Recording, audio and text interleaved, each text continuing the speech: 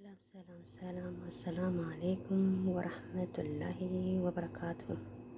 ውድና ክቡር የሆናችሁ በመላ ዓለም የምትገኙ የሰው ዘር በሙሉ ኢትዮጵያውያን በሙሉ ሁላችሁም በያላችሁበት ሰላማችሁ ይብዛልኝ። ሰላም ናችሁ? እኔ ሰላም ነኝ አልሐምዱሊላህ። ሁሉ ሰላም እኔ ጋር ሁሉ ሰላም ነው አልሐምዱሊላህ። ውድ ክቡር የሆናችሁ የዩቱብ ተከታታዮቼ፣ ጓደኞቼ፣ ቤተሰቦቼ ሁላችሁም ከዓለም እስከ ዓለም ጥግ ያላችሁ ሰላማችሁ ይብዛልኝ። ዛሬ በአዲስ ቪዲዮ በአዲስ ፕሮግራም መጥቻለሁኝ። ዛሬ ዩቱብን ሰብስክራይብ ያደረጋችሁ ሰብስክራይብ አድርጉ፣ ያደረጋችሁ ደግሞ ከልብ ከልብ አመሰግናለሁ። ሁላችሁም አላህ ጀዛውን ይስጣችሁ፣ አላህ ይውደዳችሁ። እኔም በጣም እወዳችኋለሁ፣ በጣም አከብራችኋለሁ። ሁላችሁም በያላችሁበት ሰላማችሁ ይብዛልኝ እና እህቶቼ፣ ወንድሞቼ እንዲሁም የዩቱብ ተከታታዮቼ ሁላችሁም በዓለም ከዓለም ውስጥ ያላችሁ ዛሬ ደግሞ ቀጣዩ የመጨረሻው ክፍል 4 ትናንትና ክፍል 3 አቅርቤ ያለው ዛሬ ክፍል 4 ነው። ያው የትዳር የማይገቡ ነገሮችን ትዳር ውስጥ የማይገቡ ነገሮችን ያው 17 ብዬ ባቀረብኩት መሰረት እየከፋፈልኩኝ ክፍል 1 ክፍል 2 ክፍል 3 እያደረግኩኝ ማብራሪያ እየሰጠው ያው ሰርቻለሁኝ። ቪዲዮዎቹን እየገባችሁ እዩ፣ ላይክ ሰብስክራይብ አድርጉኝ። እየገባችሁ ደግሞ ቪዲዮውን እያያችሁ ላይክ እያደረጋችሁ ውጡ። በመቀጠል ዛሬ የመጨረሻው ክፍልና የማጠቃለያው ዛሬ አቅርባለሁኝ። እህቶቼ ወንድሞቼ፣ ወደ ፕሮግራሜ ስገባ 12ኛው ራስ ወዳድነት ነው የሚለው። አዎ ራስ ወዳድነት በጣም ከትዳር ውስጥ ከሚጠሉት ነገሮች ራስ ወዳድነት፣ ራስን አንድ ሰው ራሱን እንደሚወድ ሌላውንም መውደድ እንዳለበት ነው የሚነግረው። ሌላ ደግሞ ሚስት ለባሏ፣ ባል ለሚስቱ ራሱን ብቻ ሳይሆን ሚስቱንም መንከባከብ አለበት። ባልም ሚስቱን መንከባከብ አለበት። ሚስትም ደግሞ ባሏ መንከባከብ አለባት። የትዳር አጋሯ እስከሆነ ድረስ ለየት ባለ መልኩ እንክብካቤ ማድረግ ፍቅርን ይጨምራል ማለት ነው። ሌላ ደግሞ የሱስ ብዛት ማለት ነው። 13ኛው የሱስ ብዛት። ሱስ ጥሩ አይደለም። በተለይ ጫት መቃም፣ መጠጥ መጠጣት፣ ይሄ አላስፈላጊ ነገሮችን ማድረግ በጣም ለትዳር ትልቅ ችግርና ትልቅ ጸር ስለሆነ ከዚህም እንድንቆጠብ እላለሁ። ምክንያቱም አንድ ሰው ሱስ ካለበት ራሱን ይጎዳል፣ ገንዘቡን ይጎዳል፣ ትዳሩን ይጎዳል። ስለዚህ ይህንን ተግባር ለትዳር ጸር ስለሆነ ሱስ ያለበት ሰው ቅድሚያ ራሱን ለትዳሩ ሲያዘጋጅ ሱሶችን ማስወገድ አለበት። በፊት ላጤ ከነበረ ሰዓት የሚያደርጋቸው ድርጊቶችን ማንኛውም ሱሶች ከሱስ መወገድ አለበት። ጫት መቃም ራሱ በጣም ጥሩ አይደለም። ራስን ይጎዳል፣ ቤተሰብ ይጎዳል፣ ራስን ይጎዳዋል፣ ገንዘቡን ይጎዳዋል። ብዙ ነገሮችን ስለሚያጣበት ከእንደዚህ አይነት ሱሶች ባልም መጠንቀቅ አለበት። ከመጠጥ ከተለያዩ ሱሶች መጠንቀቅ አለበት። ሚስትም እንደዚህ አይነት በተለይ ሲጃራ መጠጣት፣ ማጨስ፣ መቃም ይሄ ለሰው ልጅ አስፈላጊ ስላልሆነ ይህን ነገሮች ሱሶች ማስወገድ ጥሩ ነው ማለት ነው ለትዳር።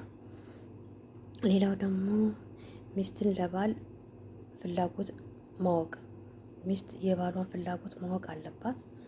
ባል ደግሞ የሚስቱን ፍላጎት ማወቅ አለበት። ይሄ ማለት አንድ ሰው የሚፈልገውን ነገር ቅድሚያ መረዳት አለበት ማለት ነው። ዛሬ ሚስቴ ምንድን ነው የምትፈልገው ብሎ ማንበብና መጨነቅ መጠበብ አለበት። ሚስትም ደግሞ ለባሏ ምንድን ነው ዛሬ የሚያስፈልጋት ነገር ብሎ መጨነቅ መጠበብ አለበት። ምክንያቱም የትዳር አጋሯ፣ የቤቱ ሚስጥረኛ፣ ባጀቱ ሁሉ ነገሩ ስለሆነች ለሚስቱ መጨነቅና መጠበብ አላህም ይወደዋል። ትዳሩንም በደንብ እንዲሆንለት ወይም ደግሞ ትዳሩ እንዲስተካከልለት ወይም ትዳሩ እንዲቀጥልለት ያደርጋል ማለት ነው። እነዚህ ነገሮች ግን ያገባም ያላገባም ለወደፊት ትምህርት ይወስድበታል ማለት ነው። 15ኛ የራስ ፍላጎት ብቻ ይሁን ማለት።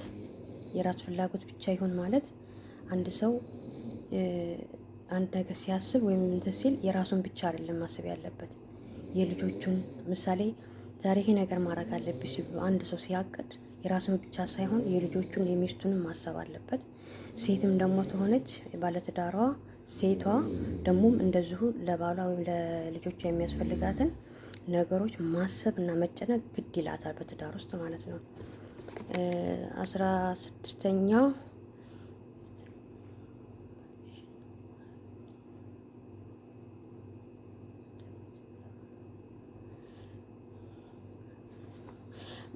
ሌላ ደግሞ በትዳር ውስጥ 16ኛ የሚለው ደግሞ በትዳር ውስጥ አንድ ሰው ሲኖር ችግርን በመረዳዳት በመወያየት መፍታት።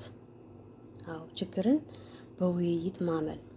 አንድ ሰው ችግርን በጠብ ወይም በነገር ሳይሆን አንድ ሰው ችግር ሲፈጠርበት በትዳሩ ላይ ያንን ችግር በመመካከር በመወያየት ወይም ደግሞ ባልም ሚስቱን በመደብደብ ወይም ደግሞ አጥፍታለች ብሎ በመደብደብ ወይም ደግሞ የሆነ ነገር እሷ ላይ ጉዳት ለማድረስ ከመቸኮል በፊት ችግሩ ምንድን ነው ብለው ቆም ብሎ ማገናዘብ እንዳለበት እና ለትዳሩ በቃ አስተዋይ መሆን እንዳለበት ነው የሚመክረው ይሄ ደግሞ ማለት ነው። ስለዚህ ሁላችንም ትዳር ብለን እስከገባን ድረስ ትዳራችንን ማክበር በውይይት መፍታት እንኳን ባልና ሚስት ቀርቶ ልጆች ሲያጠፉ ልጆች ችግር ሲፈጥሩ በውይይት ቶሎ ሲጣሉ በውይይት መፍታት ይሄ ቤተሰብን ትዳርን ለወደፊት እንዲያምር ያደርጋል ማለት ነው። የመጨረሻውን 17ኛ ደግሞ ከልክ በላይ የሆነ የዋህነት ማብዛት። ከልክ በላይ የዋህነት ማብዛት ከልክ በላይ የዋህነት ማብዛት ማለት አንድ ሰው የዋህነት ጥሩ ነው፣ ይደገፋል፣ ጥሩም ነው የዋህነት ማለት ነው። ግን ከልክ በላይ ደግሞ የዋህ መሆን ደግሞ ገንዘብን ያባክናል፣ ራስን ይጎዳል፣ ራስን እንደሞኝ ያስቆጥራል። እንደሞኝ ራስን እንደሞኝ ያስቆጥራል። እንደሞኝ ማለት አንድ ሰው የዋህነት ሲያጠቃው ብዙ ጊዜ ለራሱ አይጠቀምም። ሰውን ብቻ መርዳትና ሰውን ብቻ መጥቀም አድርጎ ያያል። ግን አንድ ቀን እሱ ደግሞ በሚጎዳ ሰዓት የሚጠቅመው የሚረዳው ሰው ላይኖር ይችላል። ወይም ደግሞ ሴትም ከሆነች ራሷን ብቻ እየጎዳች ለቤተሰቧ፣ ለባሏ በቃ ለዛ ለሰው ብቻ ይሁንለት ብላ የዋህነቷን ተጠቅማ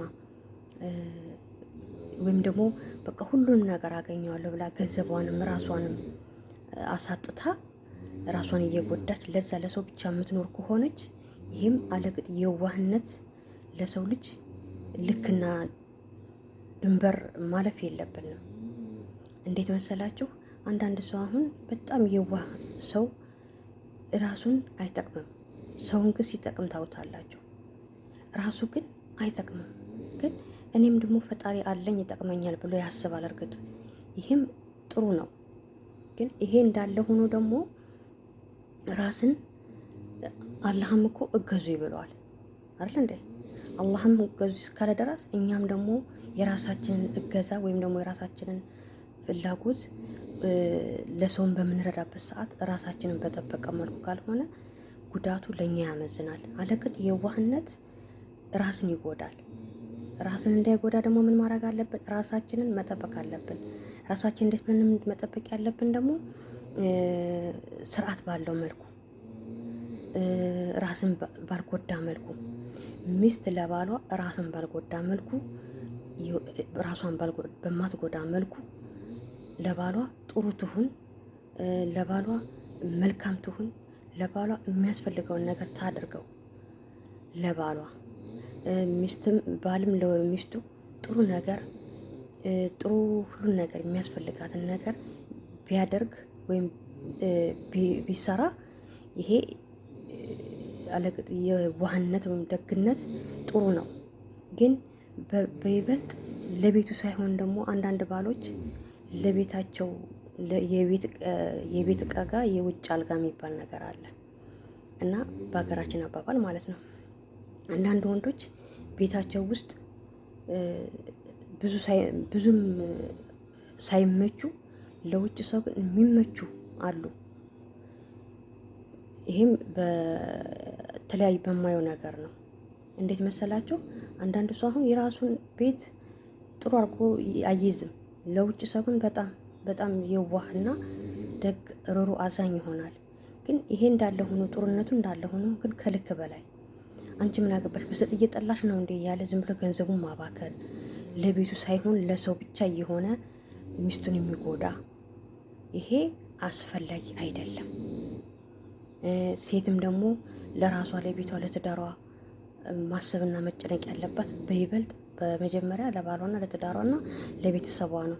ግን በየዋህነቷ የተነሳ ለቤቷ ጣጣ የላትም። በቃ ለሰው ግን ለውጭ ሰው ለይምሰል በቃ ለውጭ ሰው ለእይታ ግን ዝም ብላ ገንዘቧንም ቤት ውስጥ አትቆጥብም፣ ገንዘቧን አትይዝም። ወይም ደግሞ ቤተሰብም ሊሆን ይችላል የምትረዳው። ከልክ በላይ ያለፈ የዋህነት ይሄ ለትዳርም ለኑሮሽም ለራስሽም ይጎዳሻል። እና ከልክ በላይ የዋህነት ጥሩ ነው፣ መርዳት ጥሩ ነው። የዋህ ሆኖ ደግሞ ለሰው ልጅ ማገልገል ጥሩ ነው። ግን ከልክ በላይ መሆን የለበትም፣ ገደብ መኖር አለበት። እና ይህም ለትዳር ጸር ስለሆነ ሁላችንም ለምናረገው ነገር እና ለምንሰራው ስራ ራሳችንን ጎርተን ሳይሆን ራሳችንን ጠብቀን መሆን አለበት። ስለዚህ ለዛሬ ፕሮግራሜ ማጠቃለያ ያህል ይህን ይመስላል። ሀገራችንን ሰላም ያርግልን። ሁላችንን በያለንበት አላህ ይጠብቀን። ለሀገራችን በየእምነታችን ጸሎት አድርጉ። ኢትዮጵያ ለዘላለም ትኑር፣ ህዝቦቿ ለዘላለም ይኑሩ። ሀገራችን ይጠብቅልን። እኛም ደግሞ ያለንበትን አገር ሰላም አድርጎልን ሁላችንም በያለንበት አላማችን አሳክተን በፍቅር በደስታ ወደ አገራችን ተመልሰን አገራችን ላይ እንጀራችን የምንኖር እንጀራችን የሚወጣልን ያርግልን። የለፋንበትን ፍሬያችን እንብላ። ሁላችን በያለንበት አላህ ይጠብቀን። ዛህራ ዩቲዩብን የምትከታተሉኝ በጣም አመሰግናለሁ። ላይክ ሰብስክራይብ ያላደረጋችሁ አድርጉ። ላይክ ሰብስክራይብ ያደረጋችሁ ደግሞ በጣም አመሰግናለሁ። ሁላችሁም በያላችሁበት ሰላማችሁ ይብዛልኝ። ኢትዮጵያ ለዘላለም ትኑር። ሁላችንም ለዘላለም እንኑር። ሁላችን በያለንበት አላህ ይጠብቀን። ለዛሬ ፕሮግራሜ በዚህ ላይ አጠቃልላለሁ። ክፍል 4 በዚህ ተጠቃሏል። በሰላም በጤና በደስታ ሌላ ቪዲዮ ላይ እንገናኛለን ኢንሻአላህ። በያላችሁበት ሰላማችሁ ይብዛልኝ። ባይ ባይ።